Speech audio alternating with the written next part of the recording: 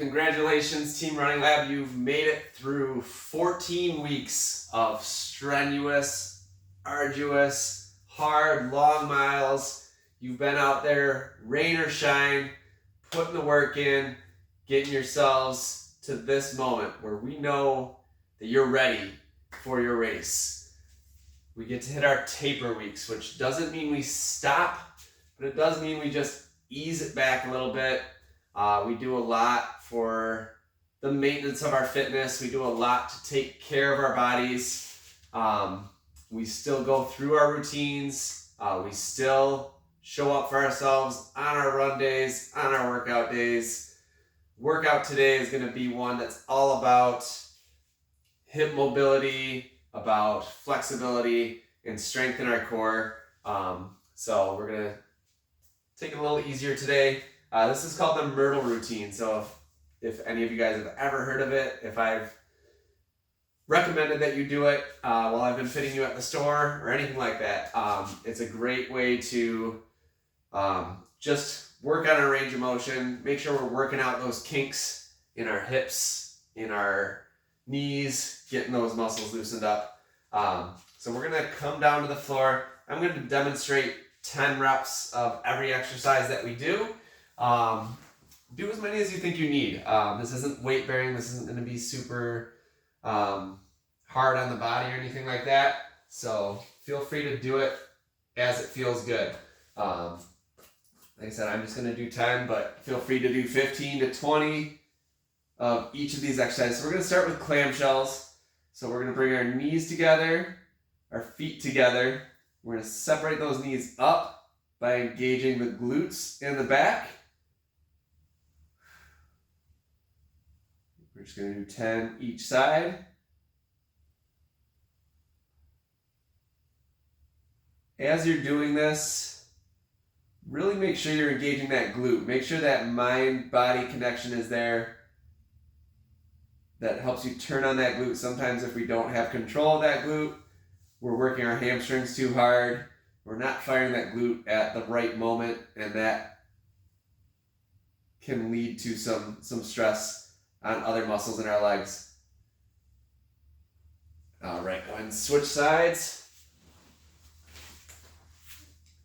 And you're going to notice that throughout these exercises, things are different on each side. So if your left side feels tighter or it feels harder to engage that glute, that's totally normal.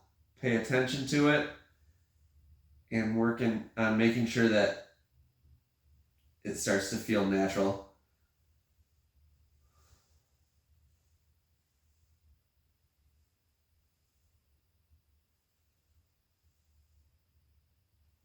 All right, go ahead and switch sides again. We're still laying on our sides. We're going to just do some lateral leg lifts. So we're going to do this 3 ways. We're going to do 10 with the toes pointing straight forward.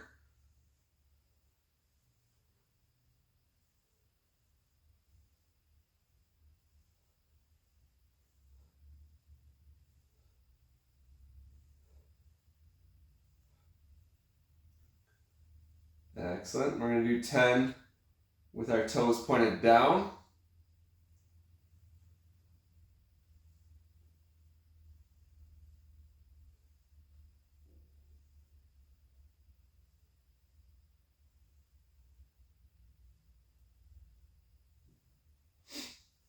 And we're going to do 10 with our toes pointed up.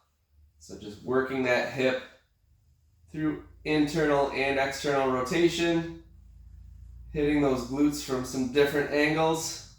This one's going to also reach up into your hip flexors.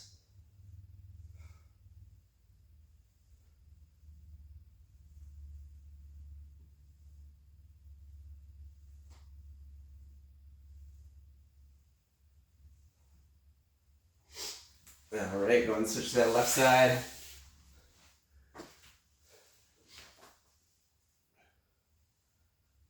So another benefit of doing these exercises, these range of motion exercises, these exercises without a lot of strenuous muscle work, is that we get to work on just our tendons and our elasticity, the resiliency of those ligaments and tendons, which get a lot of work when we're running too. Toes pointed down for the second 10.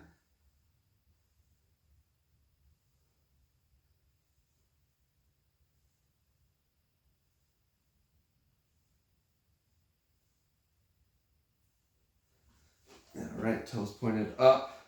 You'll feel this in the glute, but also in the hip flexor again.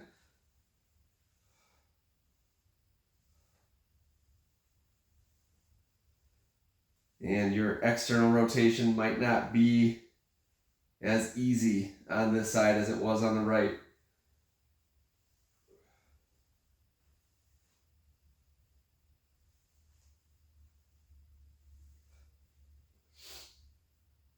All right, great. Go ahead and get on up to hands and knees. We're going to do 2 variations of donkey kicks. So we're going to start with keeping the knee bent. We're going to bring that foot back. We're just going to pulse that foot up towards the ceiling.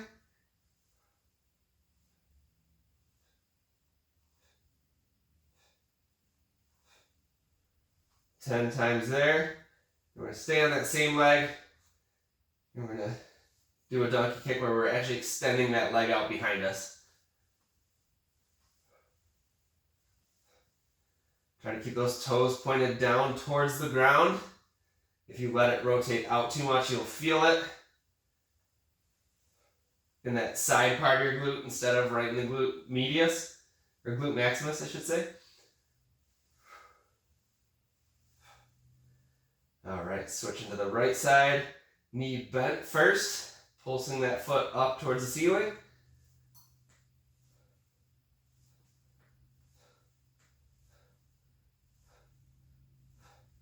And then we're extending that leg out.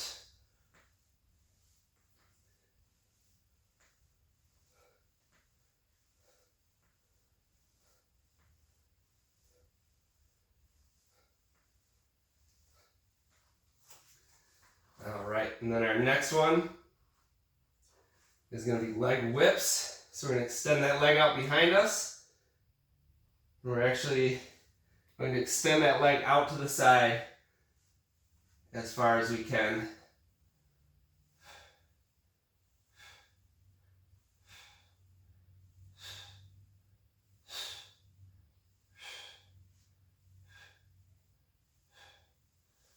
All right, switch sides.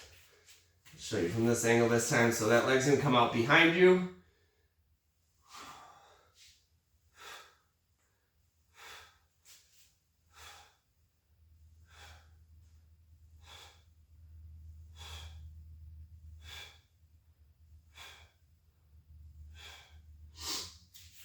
Excellent. And then we're going to go into fire hydrants for these side leg lifts.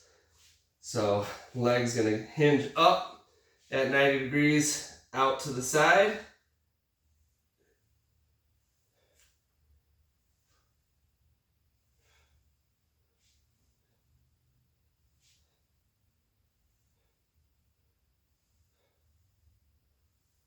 Switch sides to the right and see why these are called fire hydrants.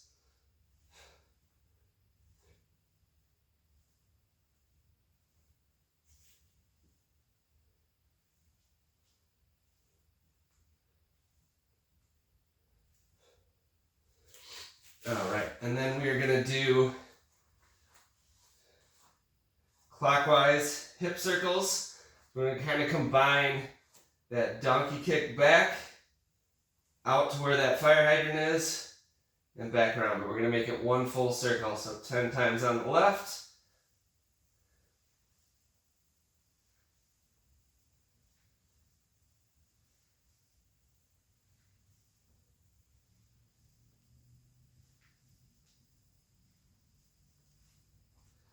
And then let's switch, we'll do 10 times on the right. I guess it'll be counterclockwise on the right leg. So back to the side and through.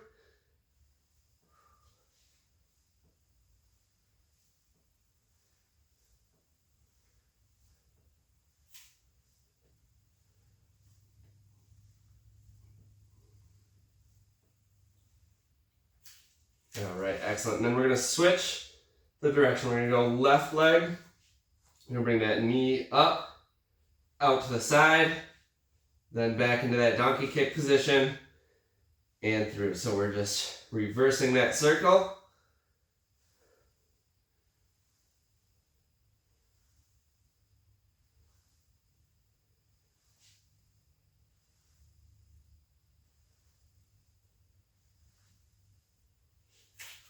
All right, and then the right leg, same thing. We're going knee forward, out to the side, back around.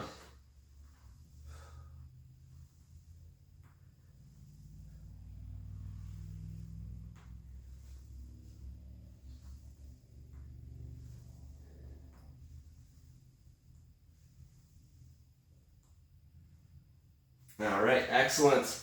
We're going to get up. We're going to do some nice lateral leg swings so you can definitely stabilize by holding onto a wall. Actually, I'm going to hold on with my right one.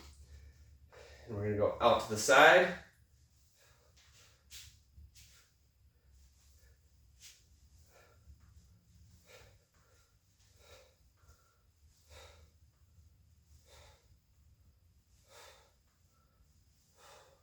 If you feel like doing it without the stabilization, it'll challenge your balance a little bit, add a little bit to your workout here.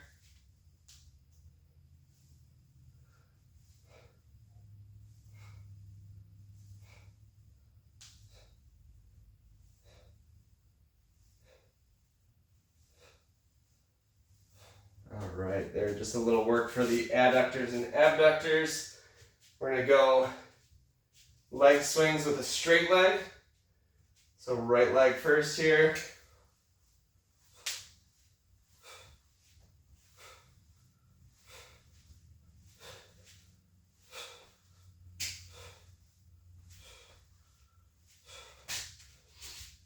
Your leg doesn't have to come up high. Just get it to those end ranges of motion.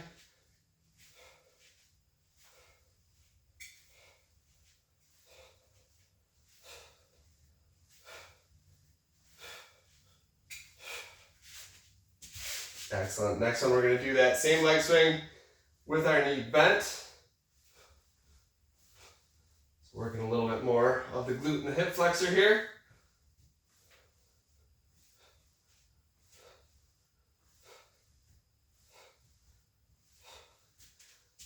Same thing on the other side.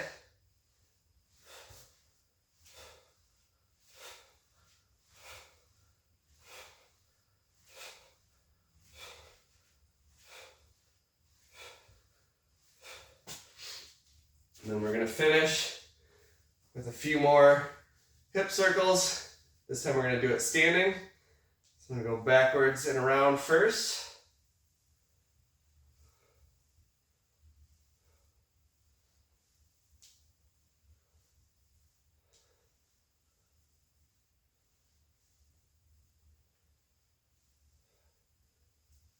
Again, make that movement as big as you can while keeping your balance.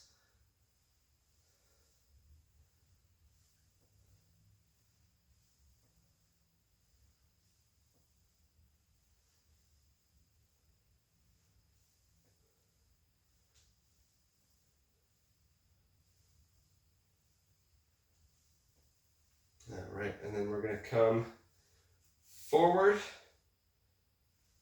and out to the side. So kind of opening up that hip or opening the gate.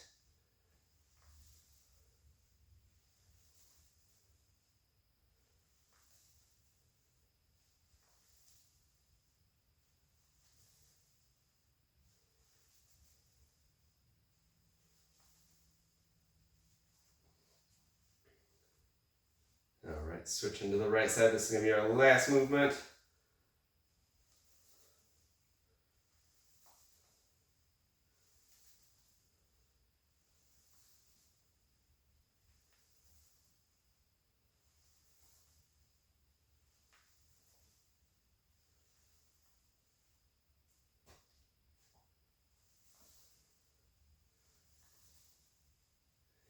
10. Now on those hip circles, the standing hip circles, if you do need to prop yourself up against a wall, sometimes it can be really beneficial just because we can get bigger range of motion if we just help our balance out a little bit. So it's perfectly fine to do that. I do like to finish with one more movement. These are called quad rockers. So we're going to get down on all fours. Just going to have you do 10 of these as well. So I lied that was our last movement last time. We're going to do one more. So getting back into almost like a child's pose. So bringing your butt close to your heels here. You're going to come up and you're going to rock forward, get a little back bend. I'm just going to do 10 of these.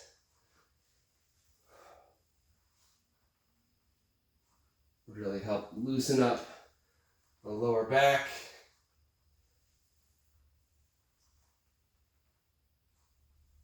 And our hip flexors.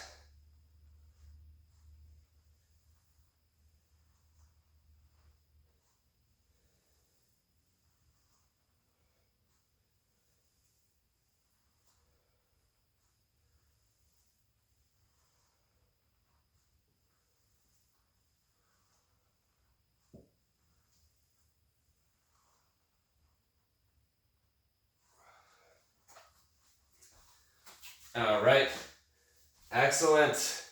So I suggest you do this workout after all of your runs for the rest of this week. Really, really work on loosening your body up, letting it feel its best or making it feel its best. Take some extra time to sleep in, to stretch, to foam roll, eat healthy, drink lots of water. These next 2 weeks, your nutrition is going to have a lot to do with your success on race day. But use this as a base to make sure that everything's moving properly and that we've worked all the kinks out. That we know things can get tight in our muscles as we train. So undoing all of that while at the same time, prepping our bodies for what's to come. All right. Keep up the good work. I know you guys will do great.